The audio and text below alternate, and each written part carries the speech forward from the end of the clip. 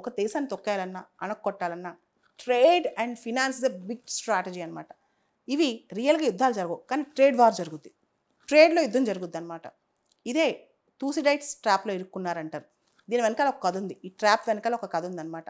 ఇదేంటంటే 5th century BC గ్రీస్లో 2 strong powers ఉండే. ఒకటి Sparta. Sparta is a established power, అంటే చాలా గ్రేట్ పవర్ అనమాట గ్రీక్ సిటీ స్టేట్స్లో. And Athens is a rising power. ఏథెన్స్ని తొక్కేయడానికి స్పార్తా ఏథెన్స్ మీద యుద్ధం దిగింది. ఏథెన్స్ స్పార్తాని కొల్లగొట్టింది. మధ్యలో ఇంకొక పవర్, వేరే వేరే పవర్స్ పైకి వచ్చాయన్నమాట, మ్యాసిడోనియా లాంటివి.